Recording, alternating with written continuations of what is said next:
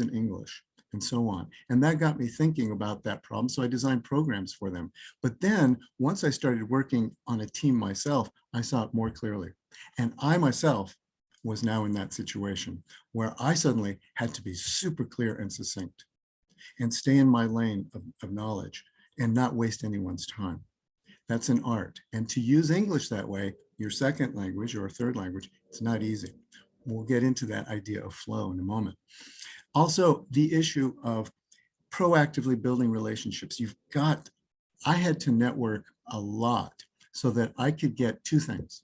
One, respect for my work and visibility. And once I was known and people were referencing me in other meetings and asking me to speak up, to my surprise, I knew I had built relationships. I had to go out and do that. To do that, you have to know how to influence.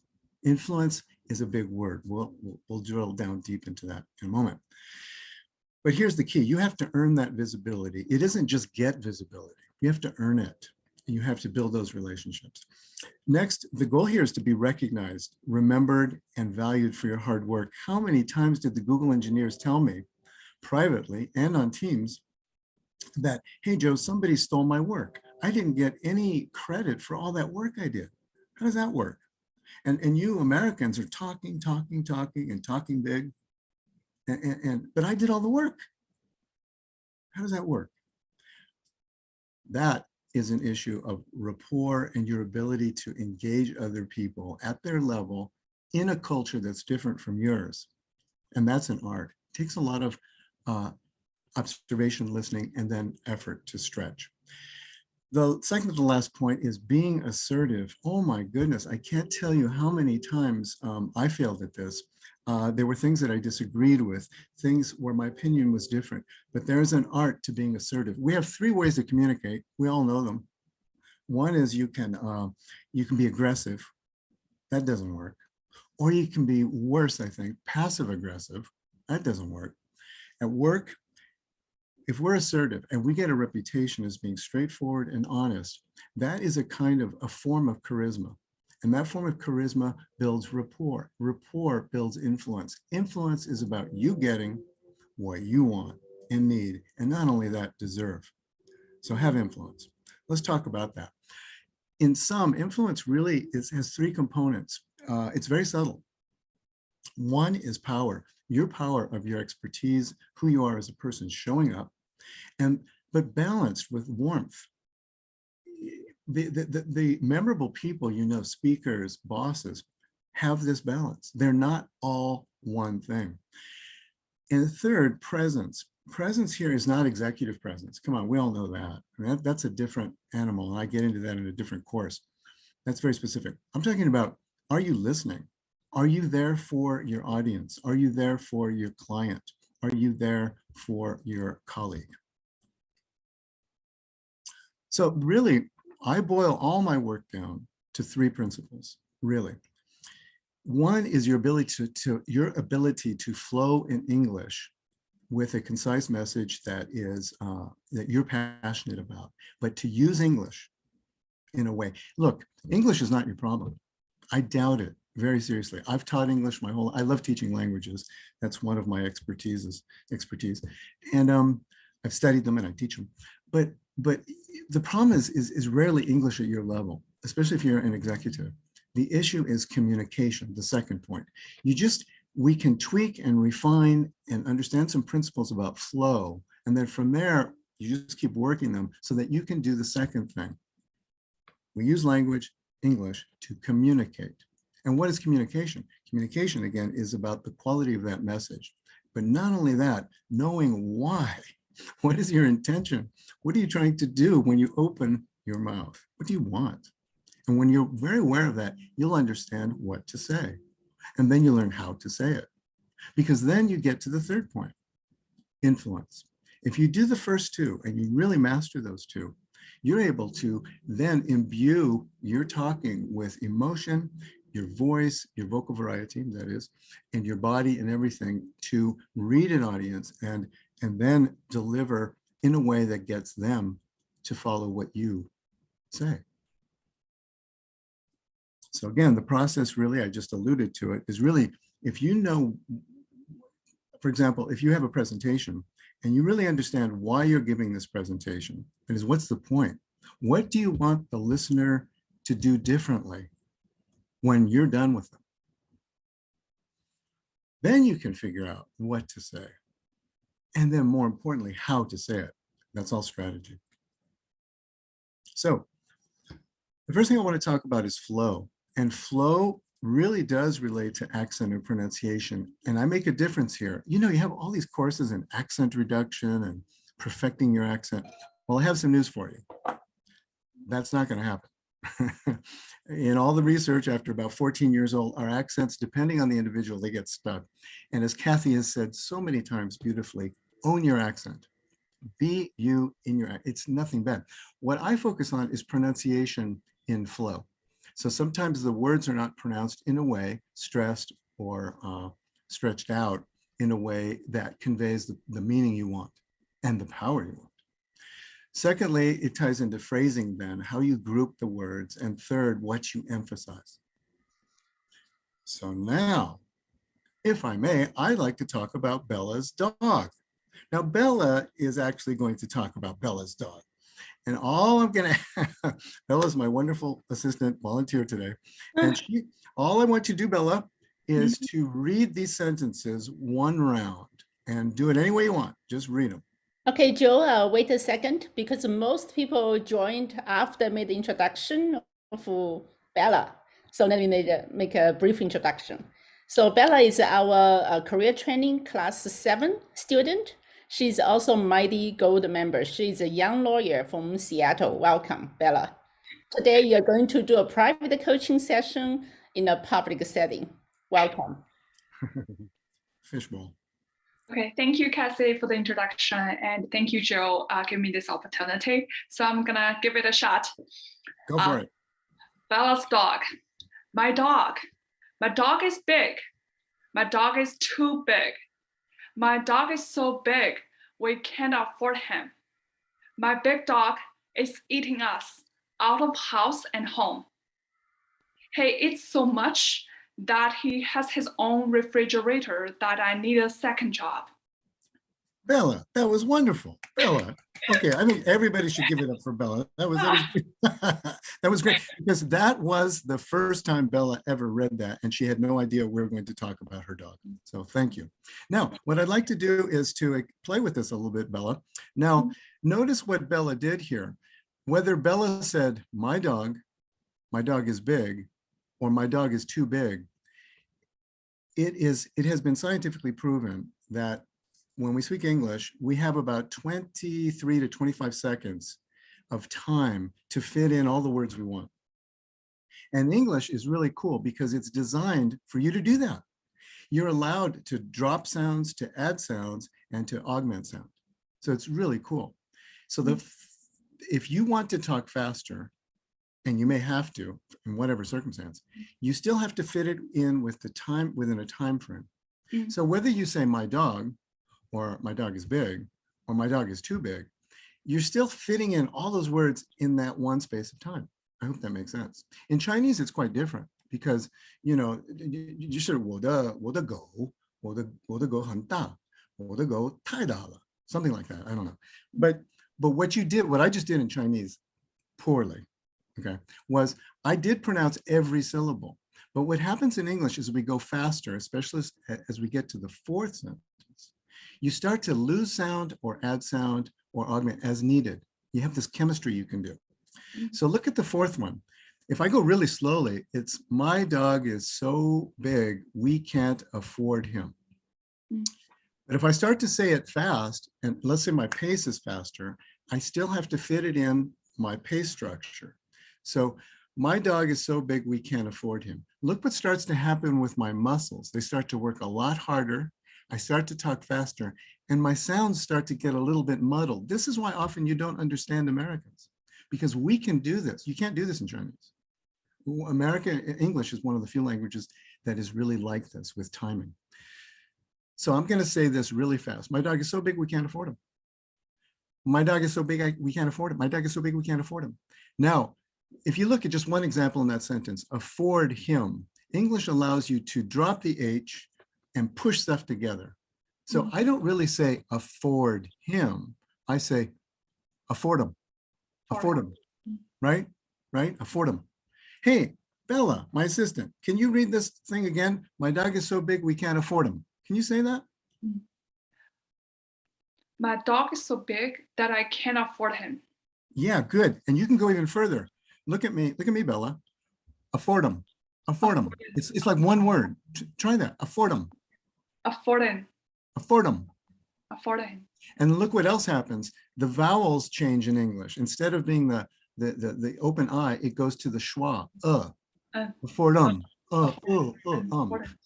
Yeah, afford him. Afford him. Afford him. Afford him. So my job is not to perfect Bella's speech or yours. But what I need to do first with all my students is understand this mechanic of English. It flows like that. So this really helps improve your listening. Once you start to see how this works, look at the next sentence. We have a great idiom here, by the way. My dog is eating us out of house and home. Do you know that expression, Bella? Out of house and home? Eating us out of home? Yeah, you ever heard of that? It's like make us broken. Yeah, poor.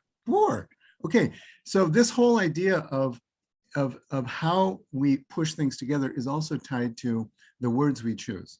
So this idiom is also part of the language that we learn, and we learn how to say it fast so that the other person doesn't have to think too hard. Fast in English means that you already kind of know the context. My dog is eating us out of house and home. Again, I'm talking really fast here, but let's look at the last one. This is a good example of we can't fit this whole sentence in the 23-second time frame. We can't.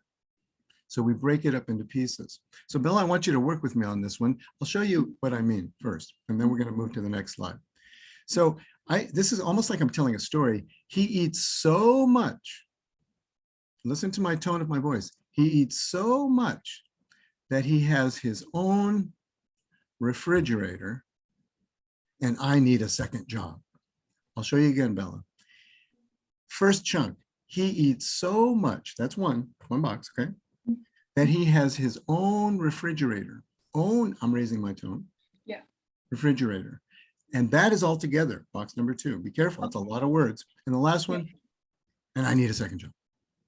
Try. He eats so much that he has his own refrigerator, and I need a second job. Well, that was beautiful. And I've started to feel now, this is my point. Language is about communication. When you emotion, when you find out what your purpose is, your intention of your speech, of your talk, you want to get a promotion, you want to have a good relationship with your boss, how you use this voice up or down and how you move rhythmically will have that rapport, which will build relationship and influence. It all goes together, and it starts with nuts and bolts. Now, Bella, let's try this one now. I love Bella. Bella talks about her big dog 5 different ways. 5 different ways. So can you tell us, read this sentence 5 different ways, Bella? Good luck. My dog is too big. My dog is too big. My dog is too big.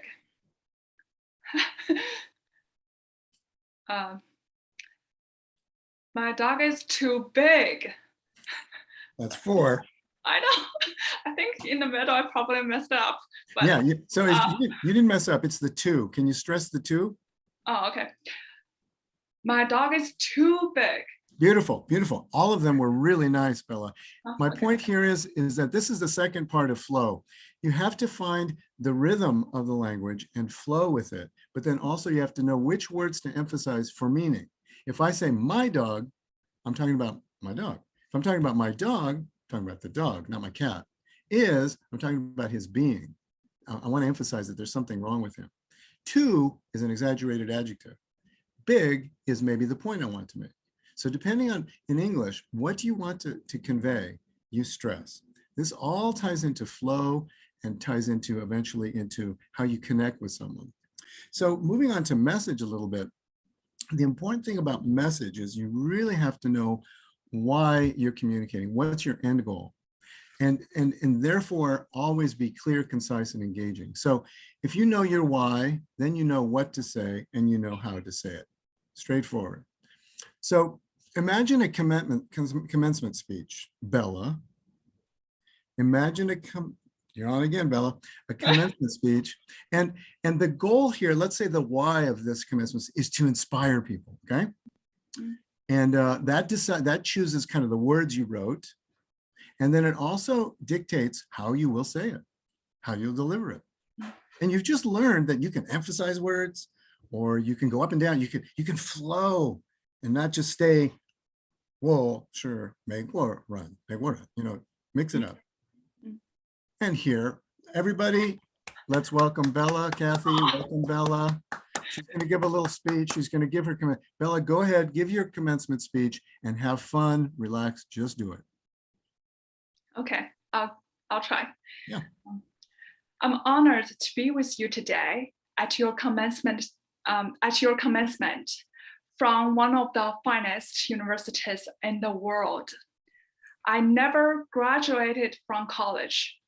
Truth be told, this is the closest I've ever gotten to a college graduation. Today, I want to tell you 3 stories from my life. That's it. No big deal. Just 3 stories. Oh, that was really good. The last part was really good, Bella. No big deal. No big deal. You're really emphasizing the humility in the speech, because humility inspires people. That's that warmth I was talking about. Remember, influence is about your strength, your power, intelligence of message, your warmth, connection with the audience, and your presence that comes later as you interact with an audience. But that one piece you did there, I really believed you. You go, wow, no big deal. And we always see Americans, especially in movies, they're all so dramatic and this and that. And but this is really a part of, it's just a toolkit that we use in English. And I want you to see that. Don't be afraid of it. And don't feel like you're becoming American when you start to do all of this stuff. You're not. You're just performing in your persona, your American persona. That's another course I teach, by the way. So basically, remember that flow is really about pacing, tone, your eyes, the connection with the audience.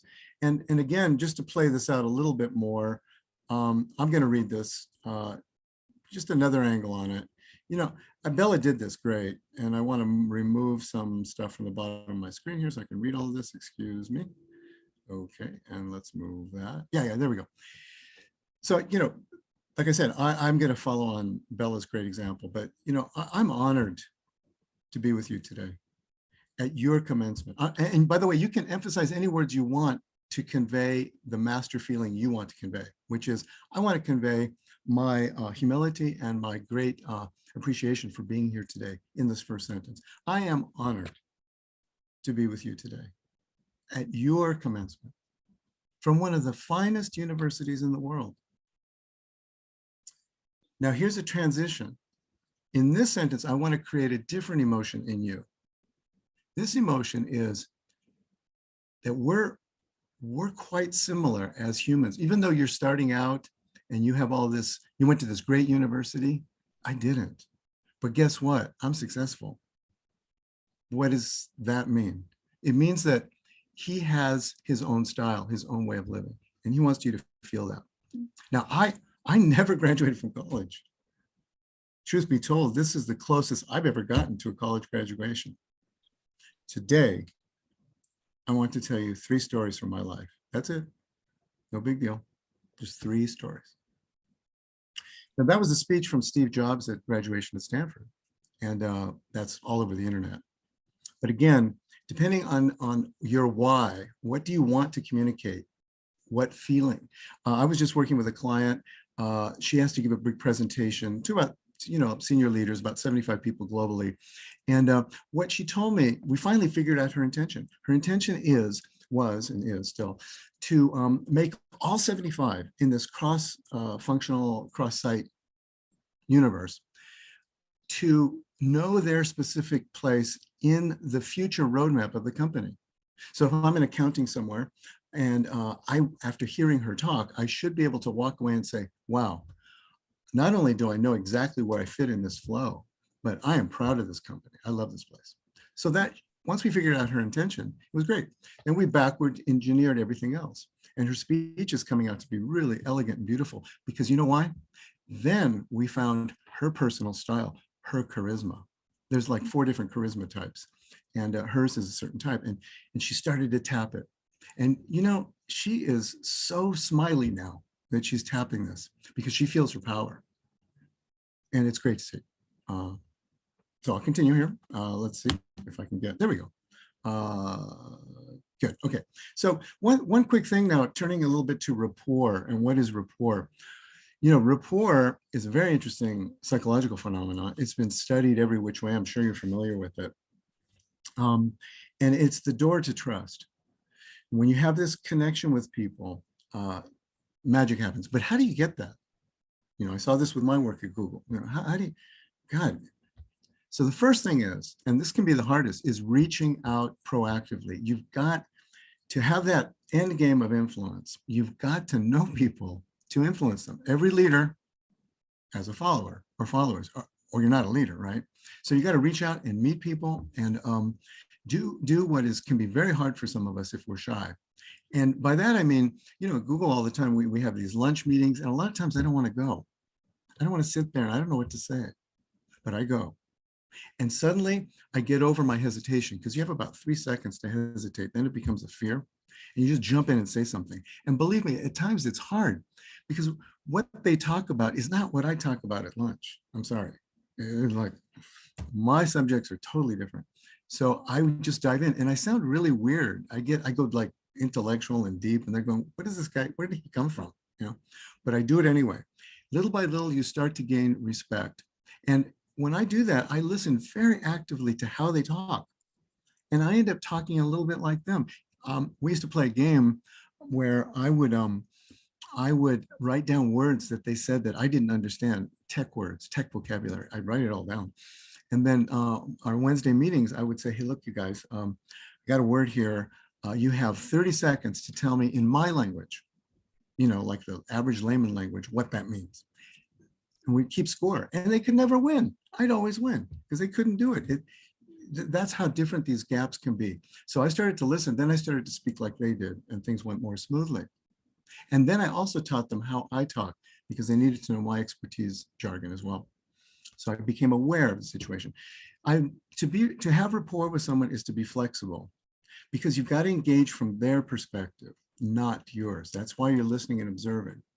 And people always talk about, Joe, I don't know, like this networking meetings and stuff because I got to chat about nonsense. And I say that's nonsense. Show genuine interest. Don't small talk. Never. Once you connect with someone and you ask questions about what they want to talk about, they reveal very quickly, especially in the United States, kind of what they're like.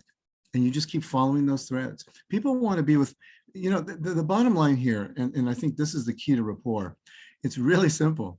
And you may be shocked by it, but people want to be with people who are like them. That's about it. Or they want to be with people they want to be like. People they admire. Somebody who's got, you know, all these qualities that they really admire. Or they want to be with people just like them. So if you take all of this in total, rapport is really about, I'm not going to say you mimic people and you copy them. There are all these psychological studies on, you can go to a coffee shop, they say, and you can cross your legs one way, and within a certain amount of time, people around you will start doing the same thing, that it's in our nature. I don't know how true that is, but I just know this, that if you meet people where they're at, things happen. But more importantly, you've got to meet them. You got to get out of your cubicle. You've got to go right. And by the way, I'm going to say this now. Okay. All my students over at Google, everybody's on WeChat. WeChat this, WeChat that. And I ask them, I say, how much do you guys talk with people who are not on WeChat? And they say, not much, maybe for work. I said, do you speak a lot of English with non-Chinese during the day? Oh, no, not really. What do you do like during the holidays on the weekends? Oh, we go pick cherries. I go, who do you go with? With the same guys from our WeChat group. I mean, everything's like, I say, well, you know what? and this is what I'm saying very, very straight up to you. In terms of building rapport, you have to have the people to rapport with. So it means stretching out, not just to Americans, but to anyone from outside of your normal ken, your normal group. And then that's where you start to test your ability to have charisma and rapport and an ability to connect with people. So for example, like if I go to an event, I try to have a clear, concise message and engage straight up, talk about what I do. So I'll say something like, "Hi, I'm Joe. I help people who are kind of stuck in their communication style and technique, and they want to level up so they can get more promotion and do, advance their careers. And by doing things like I do a lot of impromptu speech and speech preparation, and we really practice and work it through flow and different techniques. I have all kinds of stuff I do so that, and this is very important, so that my students can go into any situation, new job, manage up, manage down, with confidence, know that they can handle it. See, I can't perfect someone's language. I can't take away accents and wave magic. I don't do that. But what I can do, give you the skills, the knowledge, and the practice. And by the way, the feedback, because I'm going to tell you, and this is not about me, what happens with communication is people don't correct you. If your accent is off or your whatever is off, they didn't understand you. They do other weird things like, "Oh, I'm sorry, I don't follow you," or "Could you repeat that?" And then you feel terrible because it interrupts your flow, and then you feel you're wasting there, and it just falls apart. But I tell you what's going on. I tell you very clearly where the problem is, and we fix it in the sense that you start to see where the gap is, and then you work it. And maybe it takes a long time, but you've got to start with awareness. So back to influence, and especially as it ties into flow, having a concise message and rapport. All of this comes together because to have influence, you have to be a strong communicator. And the skills of communication are tied into your ability to connect with people in a way that shows your power, your warmth, and also, are you there for them? The big takeaways here, it's very clear, is that, we're talking about flow in English, in the English language. And it's, again, not about English as such, it's about your ability to use it. So it starts with you in your head having a very clear intention and message and delivery strategy. And then that leads to good communication. Language exists so that we can communicate. Language isn't the goal. That's what I've worked in language programs, I've designed them, I ran a school. That's one thing, just to learn the language. That's not what I'm talking about. You use language to communicate. Now, communication is tied into your ability to connect so that you can build a network of advocates, people who support you. You're not, I see this all the time with Chinese engineers. I mentioned, I think to Kathy, I was working with a young woman. She's been, normally if you come into Google, you start out at one level, and within a couple of years, you get promoted just by, just getting out there. And you can get 2 levels, 3 levels. It's totally doable, but sometimes to go higher than that, you really have to have this ability to have rapport and build influence that is among the team and be a leader who can influence. Google wants that. Corporations want that. We all know this. So there are 2 things I want to say. One is that in working with this one Chinese woman, she's been there 8 years and has not gotten promoted. 8 years. Now, I understand she's shy, and she's also a brilliant engineer. I mean, they would never get rid of her. She's just too brilliant. But she stayed at level 3, no promotion. And that ties into the second point, that if you look at the data of promotions in Silicon Valley of Chinese to management, they pale by comparison to South Asian, Indian, and other American minorities, if you were to compare. There's no question. There are 2 big studies done in the Valley, Silicon Valley, where I live. Why is that? It's because it all starts in this process. You have to take the risk to get out of WeChat. I'm using that as a metaphor, but to get out, reach out beyond your normal community, interact with people, build relationships by using the skill of rapport, which is that connecting and mirroring their behavior, getting into their world. And then, of course, being support to them and all those things that I think Chinese are brilliant at. But then from there, know how to go to public communication to larger group with confidence and deliver a message that's memorable so that you're remembered, so that you get the visibility. Now, that visibility is not just under your control. You have to have advocates who, when you're done talking, your advocate on the team or at the meeting says, Joe, that was a great speech. That was fantastic. You know, or during the meeting, we'll say that. Wow, let's really thank Joe for this work, and is sincere about it because he's already in your camp. You want that edge. Also, we see at Google a lot for promotions. You have to have others contribute and give feedback on you. I can't tell you how many of my engineers have nobody to write the recommendation for. Zero. So they have to go out and in the last minute say, hey, Chuck, Charlie, can you do it? That's very different than if you have Kathy write for you, or someone, or Bella, or somebody you might know. Totally different, right? We all know this.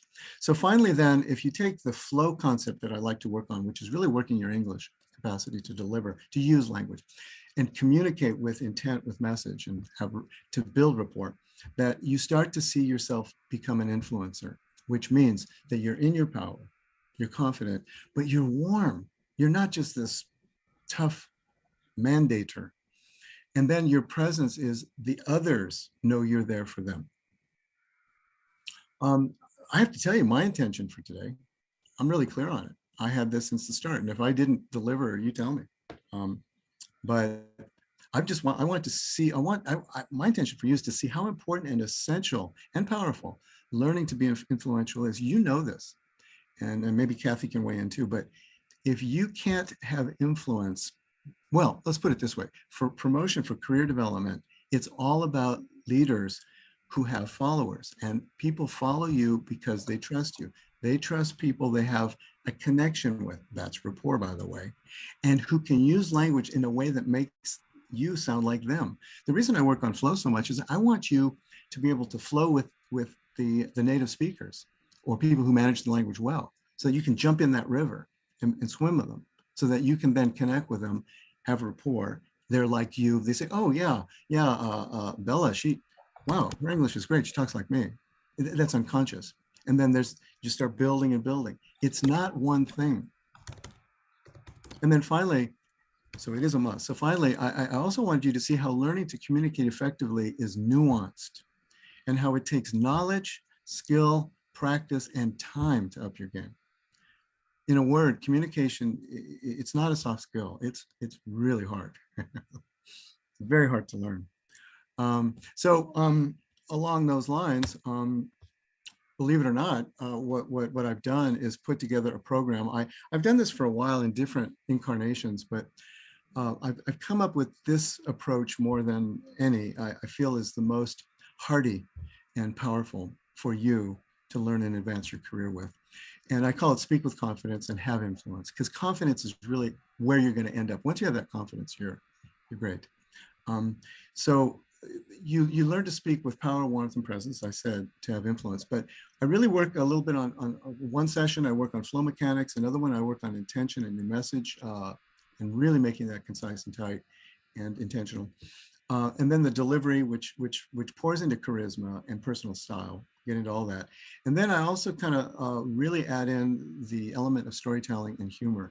When you can master those two, everyone can storytell, it's great. But when you can really learn to integrate it into your intention, oh, it's like, it's wonderful. And it's a great feeling. So with that, I think that's all I have, Kathy. Okay, thank you so much, Joe. Thank you so much, Bella. This is awesome teamwork. So everyone, as Joe mentioned, right? Flow is not necessary to get rid of your accent. Joe, I don't want you to get rid of my accent. I'm so proud of it, because I always telling, right? Always sharing my story. It's the fact you have accent that shows you're truly global. You speak at least 2 languages, if not more, but you speak like 5 or 6 so well, like a genius.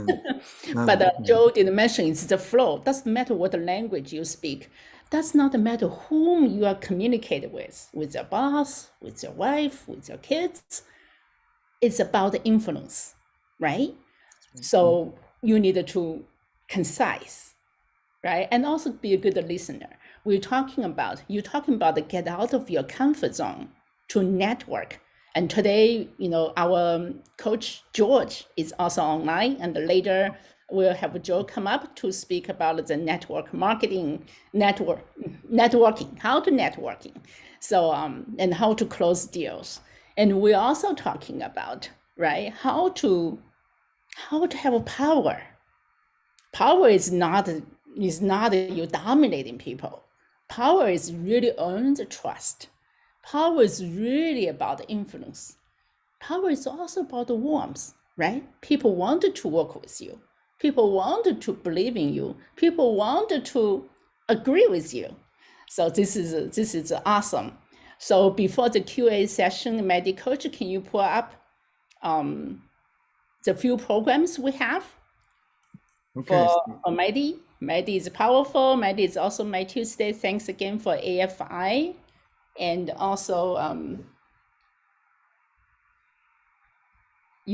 Dragon Eagle, collaborating with us every Tuesday.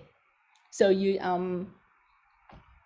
for people who join us today, please raise your questions. We have George, and I also noticed that Fred is here too.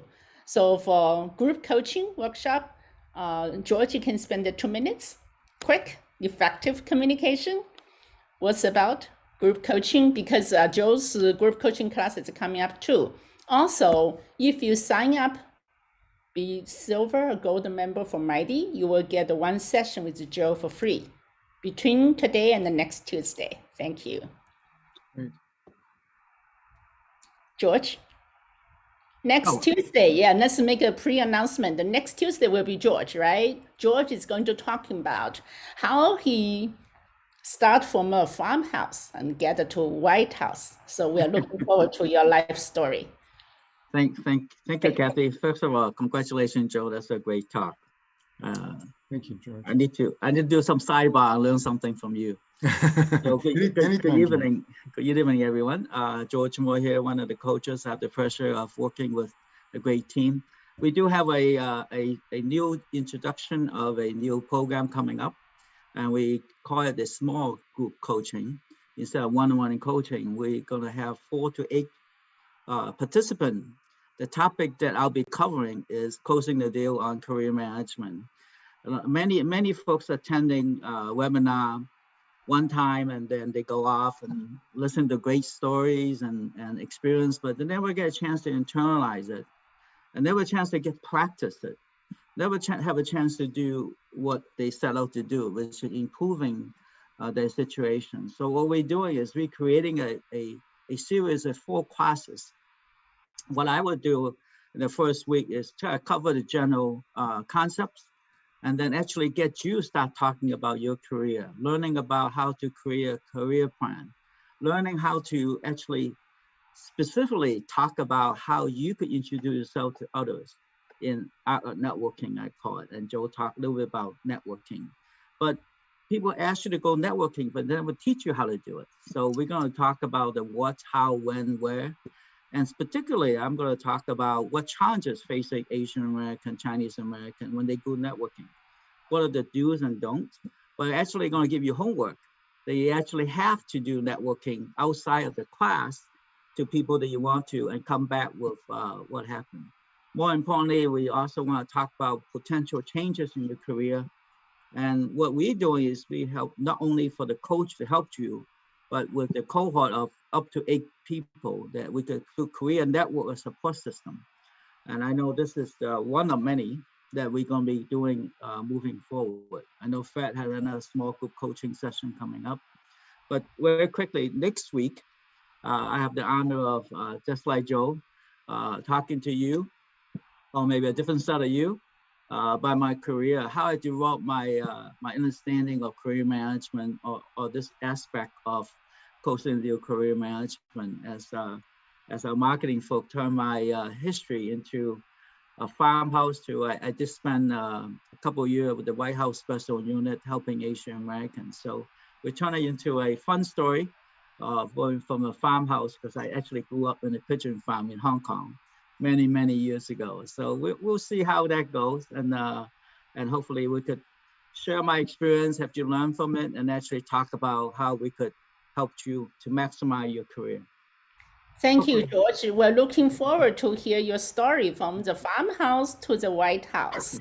Maybe your farmhouse is also painted white. So I mentioned George is picture is black and white, that's for sure. Yeah, George is king of networking. Also, later you guys could see we also created networking sessions in New York, in Chicago, in San Diego, Bay Area, and everywhere. So tomorrow, in-person networking. So tomorrow we have in-person networking in Southern California.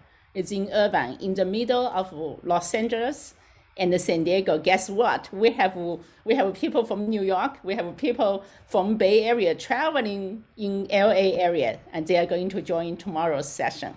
This is the power of networking. You don't know any of them, right? Joe, it's like you mentioned, you're not just meeting with the friends from your WeChat group every day. You are reaching out, meeting people from different industry, from different places. After pandemic, we even treasure more opportunities about networking. And we use Joe's communication skills to flow well, to effectively influence people and enjoy life too. So later we'll show how to sign up. Fred, you are here, so you spend 2 minutes talking about your group coaching session. Fred is one of the top executives in pharmaceutical industry. So he was a doctor before, then become a C-suite in multi companies. Welcome. Thank you, Fred. You are muted. Thank you, Kathy. And George, you're before me, and I'm just afraid that you set us bars too high. So if I do the group coach, and if they overlapping the two groups, and they will point a finger at me, hey, George was better. You'll be fine. You'll be fine. No. Oh, thank you. Yes.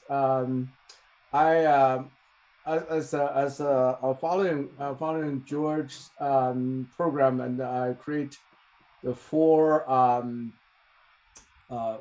you call 4-part or 4 sessions. So that each session is about an hour, and then maybe a little bit over an hour. So to discuss the critical topic that's I put in here, and then for discussion for the small group, and I give up to 12.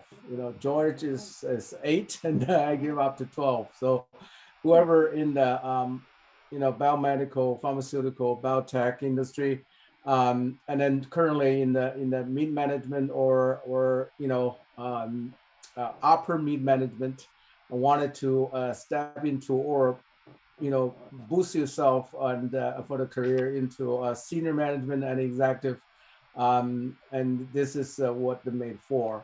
So we have the session is a little, I'll explain, is adapting the mindset of the senior leader. So as a senior leader, we always say, hey, do right thing rather than doing things right?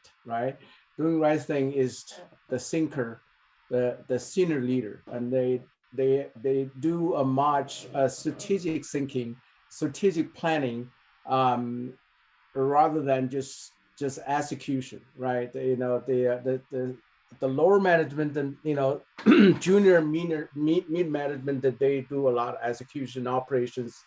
As long as you follow the direction, follow the instruction, and then you do right job, and you're okay. But as a senior leader, you have to think like a senior leader, and where the company mission and company goals and the KPIs, and wisely plan your goal, and then doing everything's right. So that's doing right things versus doing the things right. So that's the first. So we'll have We'll have open discussion. We'll have some, examples and successful cases and failure cases, just like, business school. You have case study.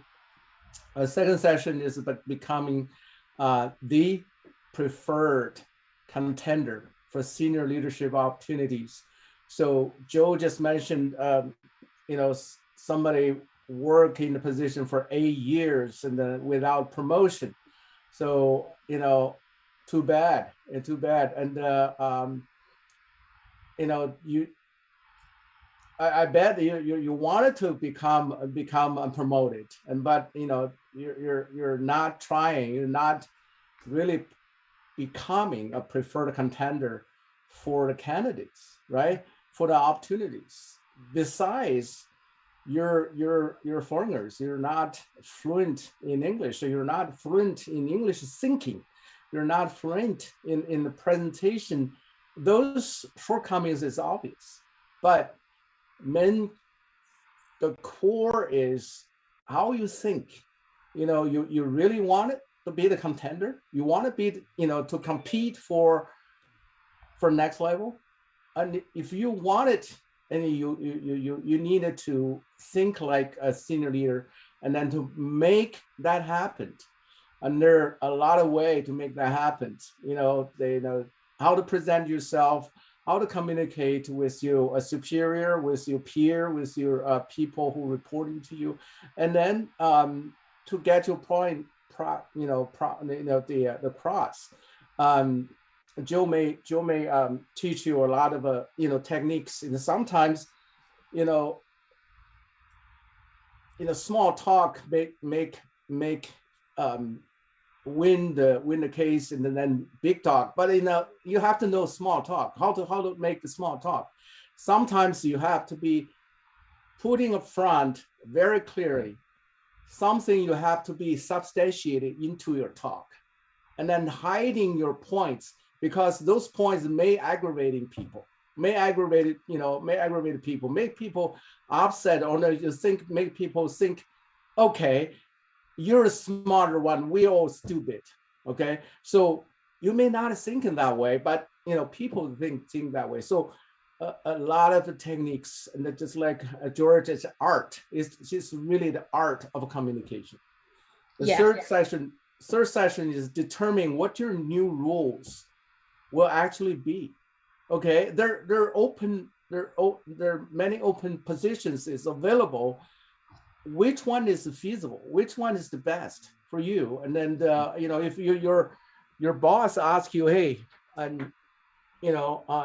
Joe, I have several opportunities. What you think you're the best? Okay, what you think you're the best?